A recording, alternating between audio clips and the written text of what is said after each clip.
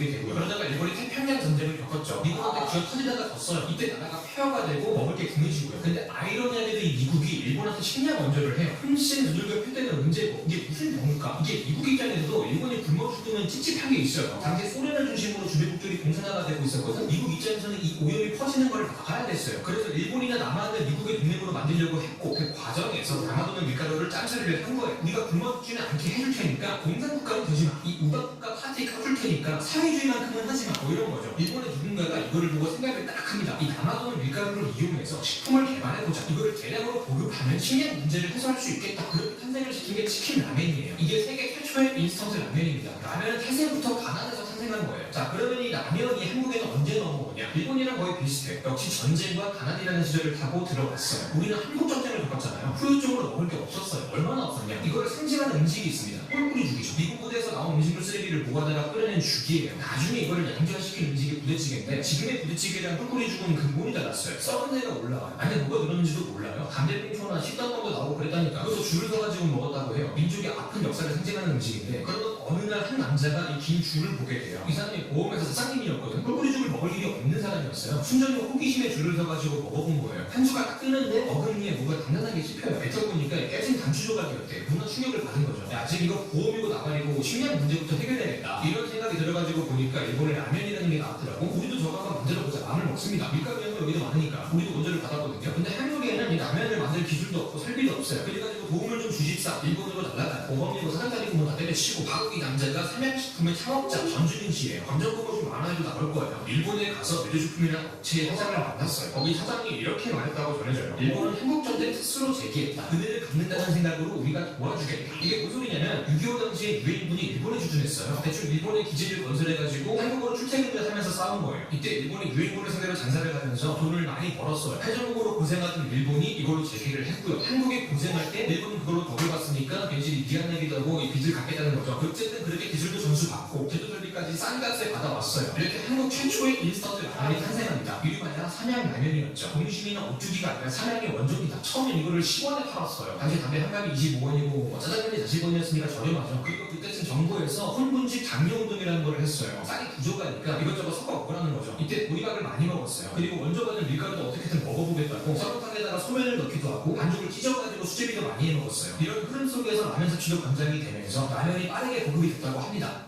당신의 곁엔 지금 누가 가고 있나요?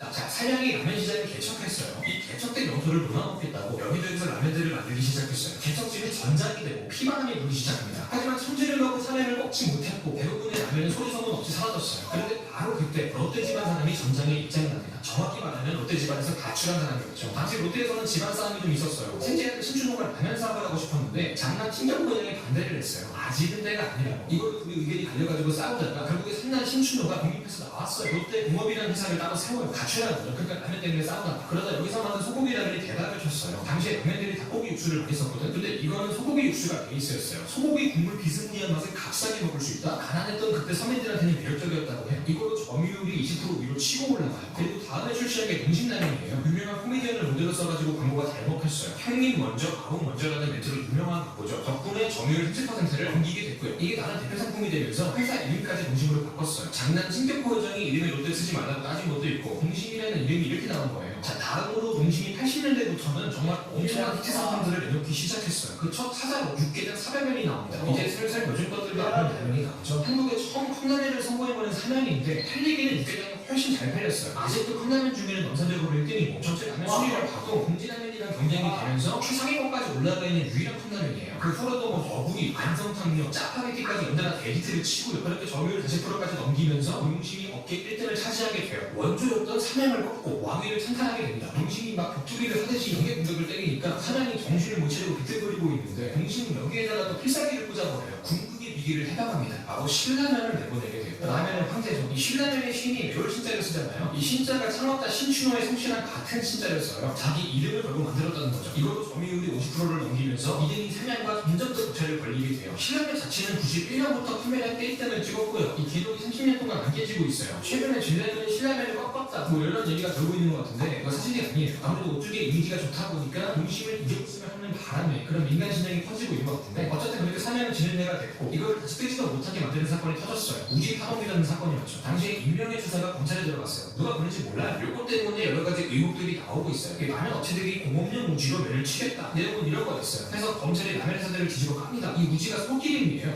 공업용이라고 하니까 먹으면 안 될 것 같잖아요. 근데 사실 공업용 우지라는 게 존재하지 않았어요. 안 좋아 보이게 하려고 만든 말장난이었던 거죠. 실제로는 우지를 식품에다가 써도 상관이 없었어요. 근데 검찰이며 언론이며 라면 업체들을 죄인으로 몰아가면서 당시에 라면 업계가 줄다리기를 맞고 무너졌어요. 그중에 제일 아프게 맞은 게 삼양이었고 결과적으로 무죄 표결을 받기는 했지만 이미 삼양의 이미지는 박살이 났고 이 생산까지 중단이 되면서 타격을 많이 받았어요. 이게 아직까지도 논란이 끊이지 않는 사건이에요. 사실 이 삼양이랑 농심이 싸우는 동안에 둘만 있던 건 아니에요. 80년대부터 팔려난 오뚜기도 밑에서 열심히 올라오고 있었어요. 그러니까 농심은 신라면, 삼양은 삼양라면, 오뚜기는 쥐라면 보통 베이스가 되는 제품들이 제일 많이 팔리잖아요. 근데 팔도는 특이하게 비빔면이 잘 팔리죠. 그리고 팔도에서는 또 컵라면으로 왕뚜껑이랑 도시락이 유명해요. 특히 도시락이 러시아에서 국민 라면이라는 얘기는 들어보셨죠. 러시아 컵라면 시장이 60%나 먹고 있어요. 왜 하필이면 러시아가 한국 라면을 먹게 됐을까? 아무래도 소련 시대에 전쟁도 많이 겪고 냉전도 있어가지고 소련의 무기도 잘 만들고 중공업이 갖다 줬거든요. 문제는 경공업이나 소비재 산업이 약했다는 거죠. 그래가지고 주변 국가에서 물건들을 많이 사왔어요. 그 중에 하나가 팔도의 도시락이었고 도달성이 블라디보스토크랑 부산을 왔다 갔다 하면서 팔았대요. 가깝잖아요. 우리들도 갈 수 있을걸? 나중에 정부 차원에서도 거래를 했어요. 우리는 팔도 도시락이랑 초코파이 같은 거를 주고 러시아한테는 탱크를 받아왔어요. 컵라면이랑 탱크를 바꿨어요. 그게 아니고 진짜 실제 사건이에요. 이런 게 진짜 역학하고 본 거 아닐까? 팔도는 주로 포장에서 혁신을 해왔어요. 방뚜껑 보면은 진짜 덮어주는 뚜껑이 있잖아요. 도시락은 또 자가평이라는 특이한 형태를 시도했고요. 말고도 액상스포도 팔도가 먼저 했어요. 다음으로 옥두기 같은 경우는 원래 70년대에는 카레나 한치업 같은 소스를 만들었어요. 근데 청고식품이라는 곳이 라면 팔다가 망하거든요. 이걸 옥두기가 흡수하면서 80년대부터 라면 장사를 시작해요. 혹시 옥두기 제품 중에 열라면이랑 스파게티 아세요? 이게 청고식품 때 개발된 느끼들이에요. 이 전장이 마지막으로 문 닫고 들어온 게 옥두기였던 거죠. 늦게 시작은 했지만 옛날부터 진라면을 저렴하게 팔면서 가격 경쟁력으로 나름의 자리를 잡게 됩니다.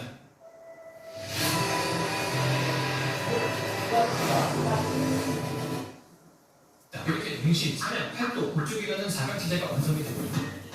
최근엔 이 체제 안에서 서열 변화가 조금 있었죠. 오뚜기가 치고 올라오고 있어요. 전략은 한결같아요. 가격으로 승부를 봐요. 다들 라면 값을 올릴 때 혼자서 가격 동결을 외쳤어요. 민재는 신경 쓴다라는 이미지를 구축하는 거죠. 상속세도 잔머리 굴리지 않고 시원하게 표현했어요. 중견기업인데 어지간한 대기업보다 많이 냈어요. 여기에 여러 가지 미담까지 발굴이 되면서 착한 기업, 팔아줘야 되는 기업으로 굳어지게 되고요. 이 오뚜기가 잘한 것도 있지만 경쟁사들이 좀 못나진 것도 있어요. 원가를 절감한다고 혹은 새로운 맛을 시도한다고 원재료를 바꿔치기 하면서 맛이 바뀐 거예요. 신라면 맛이 예전 같지 않다. 삼양라면에서 힐맛이 빠졌다. 뭐 이런 얘기들이 있었죠. 이 라면 가격이 삼일경제랑 직결이 돼가지고 가격을 함부로 못 올리니까 대신해서 원가를 절감했다고 해요. 근데 사실 식품의 핵심은 맛이잖아요. 핵심 가치를 훼손할 만큼 이 원가 절감이 절박했을까? 그런 1차원적인 방법이 과연 최선이었을까 싶은데 저 같은 사람이 알 수 없는 내부 사정이 있었겠죠. 요새는 이걸 후동거가지고 맛을 복구를 좀 했다고 해요. 어쨌든 덕분에 옥주기는 2등으로 올라왔고 삼양은 3등까지 내려가는 식으로 정세의 변화가 좀 생겼어요. 한편으로는 경쟁이 정말 치열해지면서 농심의 점유율도 조금씩 떨어지고 있는데 그래도 여전히 좋든 싫든 간에 농심이 압도적인 1등이에요. 아직도 시장의 절반을 먹고 있습니다. 80년대에 나온 신라면, 짜파게티, 너구리, 안성탕면, 육개장 얘네들이 지금도 판매량으로 최상위권이에요. 베스트셀러이면서 스테디셀러인 제품을 이렇게 많이 가지고 있는 게 농심밖에 없어요. 농심이라는 벽이 꽤 높은 거죠. 다음으로 2010년대에 들어서면서 라면에는 여러 가지 트렌드가 유행처럼 지나갔어요. 그 중에 하나가 라면의 프리미엄화예요. 랍스타에다가 뭐 제주도 흑돼지까지 들어가요. 태생부터 가난하게 태어난 라면이었지만 평생을 가난하게 살지는 않겠다 뭐 이런 거죠. 이 프리미엄이라는 흐름을 처음 만든 게 신라면 블랙이에요. 처음에는 썰렁탕 한 그릇에 영양이 들어갔다고 홍보했다가 이게 허위감으로 밝혀지면서 과징금 물고 발을 뺐어요. 요새는 해외에서 히트를 치고 금이환영을 했어요. 뉴욕 타임즈 선정 맛있는 라면 1위에 뽑히기도 했고 그 뒤로 짜왕이나 진짬뽕처럼 다가가 좀 높은 애기들이 히트를 치면서 여기저기서 고가의 제품들을 팔게 됐고요. 또 한 가지 잠깐 유명한 트렌드가 하얀 국물이죠. 나가사키 짬뽕이나 꼬꼬면 같은 게 지나간 적이 있죠. 최초의 라면인 삼양라면이 닭고기 육수에다가 하얀 국물이었거든요. 꼬꼬면 덕분에 잠시 복고로 돌아갔다 뭐 이런 해석도 있더라고요. 이 수많은 유행들 중에서 제일 핫했던 거는 따로 있어요. 진짜로 핫했거든요. 그게 뭘까요? 바로 매운 라면이에요. 삼양의 불닭볶음면이 매운 라면의 시대를 열었죠. 특이한 게 지금 삼양이 며느리 경영을 하고 있거든요. 창업주 전준현 회장의 며느리 김정수가 사장이에요. 한참 뭐 한폭탄맛 닭꼬치다, 치즈 불닭이다, 엽떡이다, 매운 돈가스다, 짬뽕이다 뭐 이런 게 유행했을 때가 있죠. 거기서 막 땀을 뻘뻘 흘리고 이렇게 먹어야 스트레스가 풀린다고. 맵고 잘 집어먹는 게 술도 마시는 것처럼 허세가 되고 경쟁이 되는 불의 시대가 도래했어요. 이때 김정수 사장도 딸이랑 불닭을 먹으러 갔는데 그 매운 거를 줄을 서가지고 씩씩대면서 먹는 거를 본 거예요. 나 이거 되겠다 싶어가지고 만든 라면이 불닭볶음면이다. 이런 탄생 일화가 또 있습니다. 사실 한동안 삼양은 존재감이 약했잖아요. 공심한테 1등 뺏기고 오뚜기한테 2등 뺏기고 아재들이 아니면 삼양이 먼저였던 것도 잘 몰라요. 냉정하게 삼양라면 말고는 이때 상품도 애매하고 애초에 신제품을 도전적으로 내지도 않던 삼양이었어요. 이 불닭볶음면이 삼양치고는 도전적인 제품이었거든요. 근데 이 키도가 대단히 커진 거죠. 뭐가 잘 나간다 그러면 따라오는 현상이 있어요. 짝퉁이죠. 중국에서 짝퉁이 엄청 나왔어요. 북한에서도 나왔어요. 뭐지 얘들? 얘들이 핵불닭볶음면을 만들면 왠지 되게 잘 만들 것 같지 않아요? 서울을 불바다로 만들겠다는 꿈은 잠시 접어두고 랜길이 혓바다를 불바다로 만드는 시간을 잠시 갖나? 이 라면을 또 수출하기 위해서 노력을 많이 하고 있어요. 아무튼 음식이